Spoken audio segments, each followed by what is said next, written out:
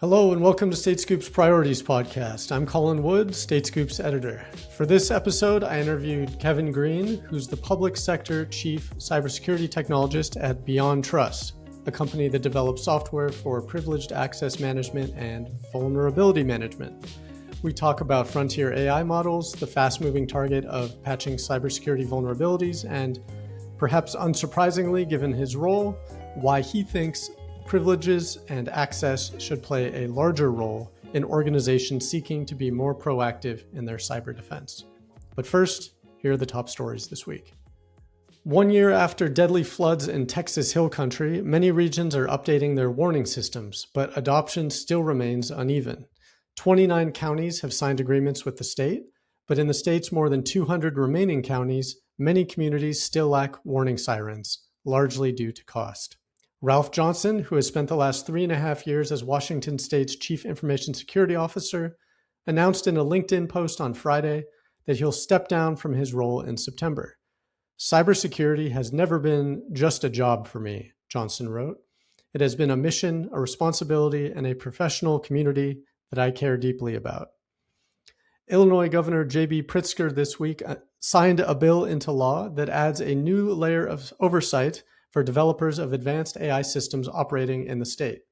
The Artificial Intelligence Safety Measures Act requires large AI developers to publicly disclose their safety and security practices, report significant AI safety incidents, and maintain internal compliance programs. Here's Kevin Greene with BeyondTrust. I'm the Chief Cybersecurity Technologist at BeyondTrust. I support everything from go-to-market, thought leadership, reach back into product engineering, and really try to level set on how we align our capabilities to meet government needs. So that's my current role. I have extensive experience in the cyber, mainly around the Beltway here in DC, where I served as a computer scientist / program manager at Department of Homeland Security from 2012 to 2017. There I led research around software security. So software security is one of the things that is near and dear to my heart. So all these things we see around these frontier models and accelerated vulnerability detection are things that back in 2014, I had planned in my program before our entire division was dismantled and no longer funding R&D. So that's one of the reasons why I departed and went over to MITRE. But I want to just circle back around the work that I was doing at DHS. Before there was a mythos, I had already formulated something that was similar, and I kind of leveraged the work from my good friend Mike Walker, who was running the Cyber Grand Challenge at DARPA. I had already signed an MOU to ship some of the infrastructure over to one of my performers in Madison, Wisconsin, called Mortgage Institute for Research, where the software assurance marketplace was being funded. So I was really on the pathway of really trying to make some really outstanding, groundbreaking improvements in terms of how we develop and test software with security vulnerabilities. So fast forward to today, I see all this stuff playing out with frontier models and being able to have accelerated vulnerability detection. Really just jogs my memory of the work that I was doing. Some of the things that I were doing was a little bit ahead of the curve. At the time, government wasn't really that fond of bug bounties. So I had major conversations with Casey Ellis, Katie Masouras, who you see now in the news talking about the whole Anthropic thing, because at the time I really wanted to figure out a way, how do we build a healthy ecosystem around the most critical open source software components that are being used in government, because I think that was important. I mean, government by and large is one of the biggest acquirer of software, right? Because a lot of software development at the time wasn't being developed in-house in the government. So I wanted to really try to have something that was forward leaning, but also help, reduce the attack surface of software. Now we're seeing with all these more, mature models from a vulnerability detection capability that we're seeing with these frontier models. So now the time to attack, the window of exposure is really sliding, right? So we have to do a better job at really trying to elevate the importance of not only secure by design, but I call resiliency, right? Building resiliency in software and figure out a way, how do we reduce the overall attack surface that we've seen with software? And then obviously from there, I went on to MITRE, as I was mentioning, worked on MITRE attack research, which brings that threat-informed defense approach, which I think is so important now, what we're seeing with a lot of what adversaries are trying to do in terms of, impact our critical infrastructure, impact state services that, that are so critical to their different consumers and constituents in that particular state. So critical infrastructure becomes a very important role. So really just trying to, blend all these things together and take my experience and help our customers in state and local really level set on the importance of what I call privileged disruption and being able to not allow an adversary to convert their initial access into any meaningful control. Right. Yeah. Thanks for that. The reason I asked is because it's just so highly relevant to the topics that we're going to be talking about today. And you recently had a opinion piece published on Cyberscoop that touched on some of the things that you just referenced. For anyone who hasn't seen that, I want to take kind of the broad view first, just so people kind of understand where you're coming from on these issues and how you have an interesting perspective on these things. So what is wrong, as you see it, with the current paradigm with regard to cyber frameworks and cybersecurity policies? What we're seeing is that the threat landscape is evolving at a very fast pace, even before the frontier models and what they're able to do, the capabilities that they possess. So I think by and large, our culture here in the U.S. has been very reactive, a reactive cybersecurity posture. So I'm always a proponent or a very strong advocate for being proactive and getting ahead of the attack lifecycle, understanding how do we move further left, and really build those early warning signs and signals that are so important. Like we know that threat actors are silently abusing our identity infrastructure, right? Or privileged environments. So that silent identity abuse becomes very important. And we know that privilege is the fuel that drives the success of these campaigns with threat actors. So I've been really strongly advocating for moving further left. With every cyber attack, there's a cyber story, there's a prologue, and the prologue are the structural conditions that exist in your environment, which I call privileged debt, right? The privileged debt that exceeds a operational need to have within the environment. And over time, because of all the different things we see with cloud, SaaS, AI, infrastructure, privilege debt accumulates over a period of time. And if we're not careful, we're seeing now the effects of these cyber attacks and their downstream impact on spending some of that debt that we've accrued in our environment. So I think for me is really trying to help our customers build that privilege disruption architecture that deny an adversary or threat actor from gaining that meaningful control, which is so important. So I think that's that proactive approach, and then really trying to use that early warning telemetry to hunt for the signs of prepositioning, persistence, and privilege escalation that go silently abused across our infrastructure. Right. I think you'd be hard pressed to find someone in state or local government who would disagree with you on those points. That all sounds good. And then what you usually find in practice is, it's easier said than done. So with your experience dealing with customers and so forth, what are the sorts of challenges that you hear about or run up against sometimes in terms of trying to eliminate the privileged debt?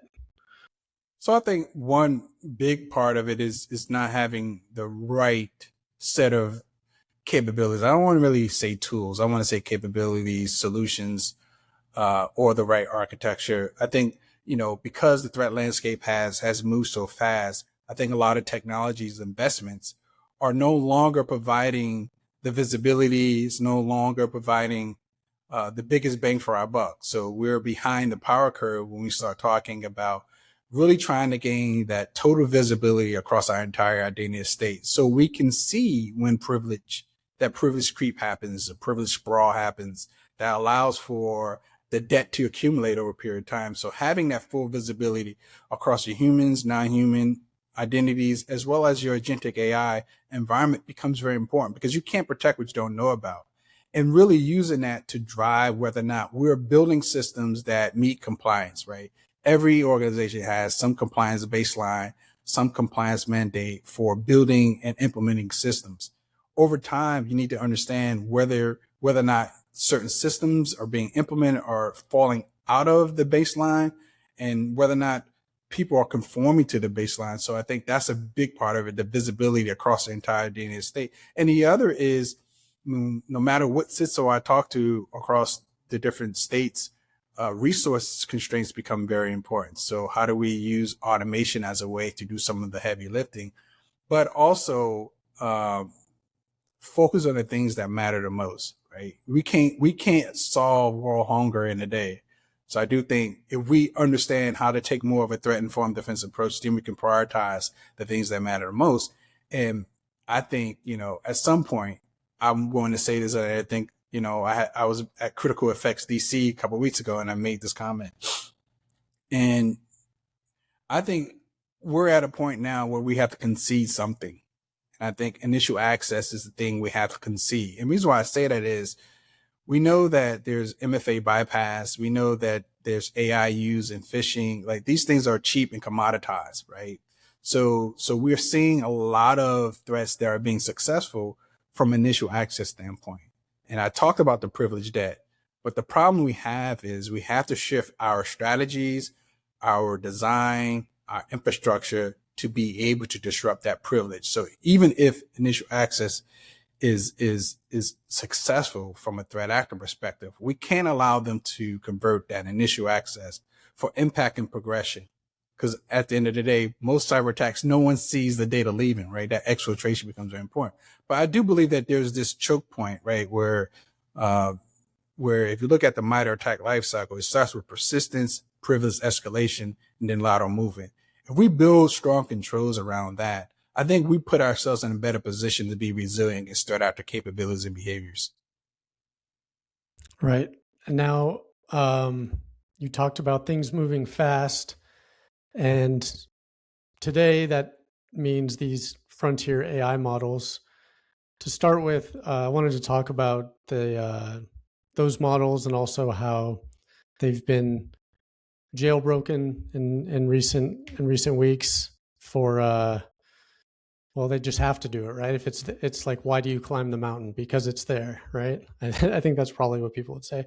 In any case, our audience has I'd say a range of technical ability. To start with, could you describe what it means to jailbreak an AI model and why that is of interest and concern to various parties? So I think that's a good question. It's the ability to persuade AI to do something against its safety alignment, right? So every AI has some alignment for safety. So it's the ability to persuade the AI to take another priority over the right priority. I call it convince me bug. I came up with the term called convince me bug, because essentially you're convincing the model to do something that the alignment is not designed to do.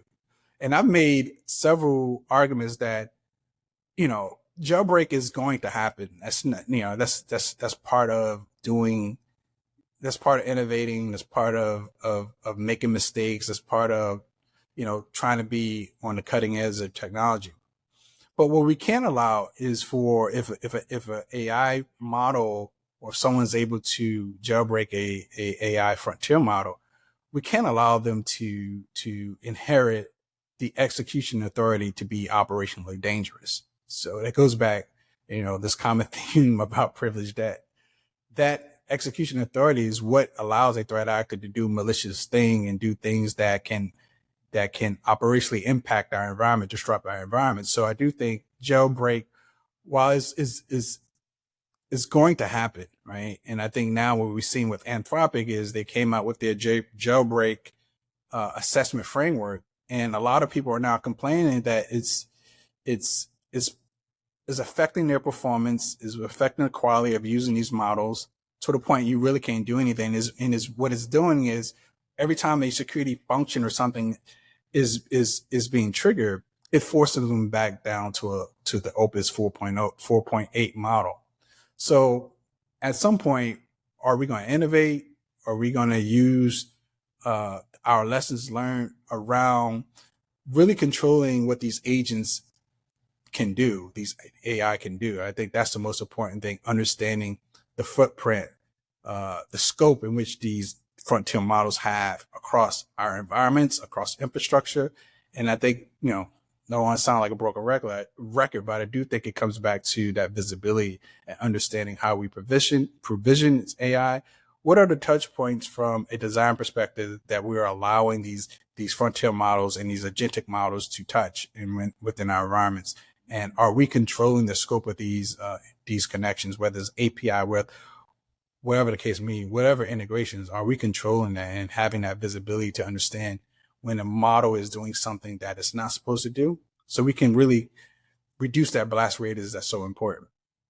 Do you think there is an upshot for state and local governments with regard to whether you have a powerful AI model that's been jailbroken, or just the threat of that always being on the table? What does that mean for state and local governments?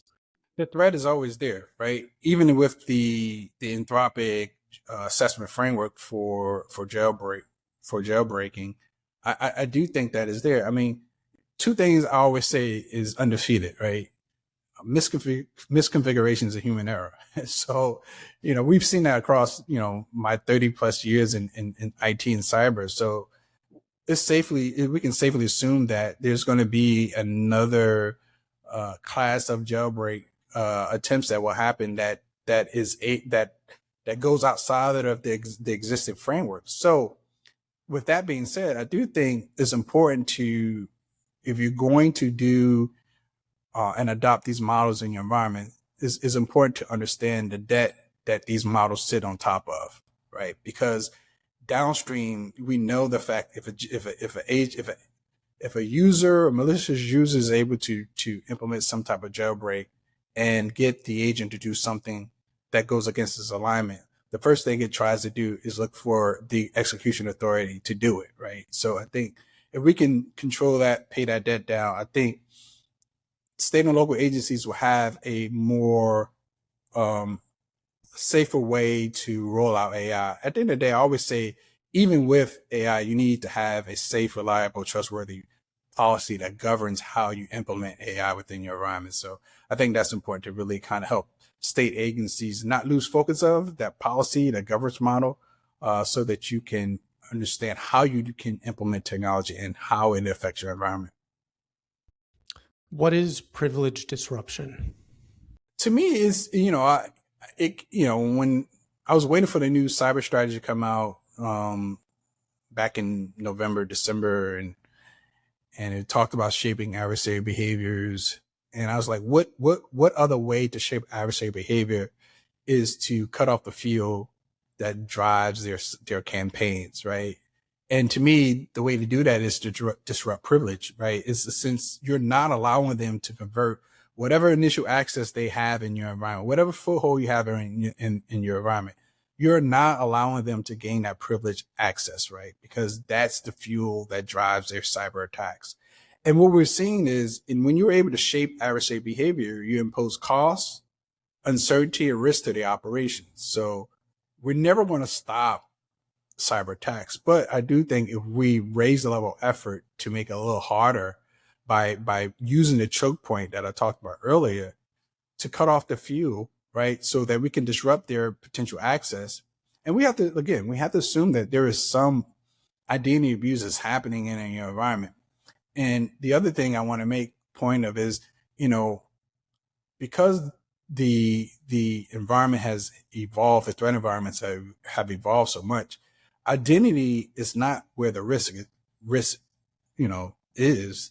Privilege is where the risk is. So identity alone has no risk. Privilege gives the identity risk. So building that privilege disruption infrastructure across your endpoints, across infrastructure, across your applications become very important. And as you build that privilege disruption infrastructure, you'll be in a better position to defend forward, protect forward, and build that resiliency against threat actor capabilities. So I think that's very important to kind of help our state and local agencies, the ones that we work with, the CISOs that I work with, in really shaping that and understanding what that means from a strategy standpoint and have an effective way to implement that.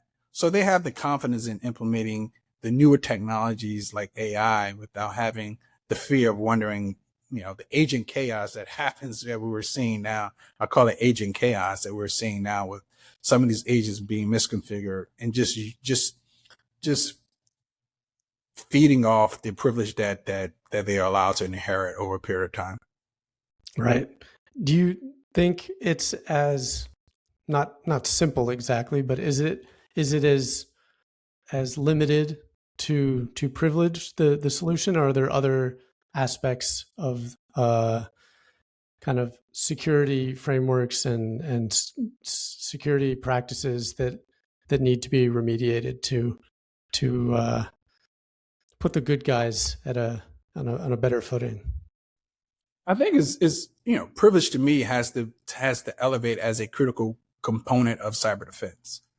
Now, if we look at zero trust, identity has always been a key part of that, as well as data protection. So I think there are other security control considerations that have to be part of really defending and building a holistic cyber infrastructure that can defend against what we're seeing with the evolution of these cyber attacks. Now, threat actors are using or could use these frontier models to accelerate the exploitation of the vulnerabilities, right? So it's really understanding, you can't patch everything, right? But I do think there is this notion of what I call privileged path dependent CVEs, meaning if exploited, it lands directly on a privileged plane. We have to be able to prioritize those and fix those fast, because I think those are the ones that's going to give a threat actor the foothold to do something operationally dangerous in the environment. So, we have our work cut out for us. And I do think that privilege is a central component in building an effective cyber defense and a cyber deterrence framework, but also the basic visibility and having a very, very robust zero trust infrastructure and investment in that. I don't think zero trust should go away, but I do think it should be tightly integrated with a more privilege centric approach, because I do think that's the battleground. Well, identity is the battleground. I think the real war is where privilege lives within environments. That was Kevin Greene with BeyondTrust. A big thanks to Kevin for taking the time to share his perspective with our audience. That's it for this episode. The Priorities Podcast is a production of Scoop News Group in Washington, D.C. Production work is done by Carlin Fisher. I'm Colin Wood. Thanks for listening.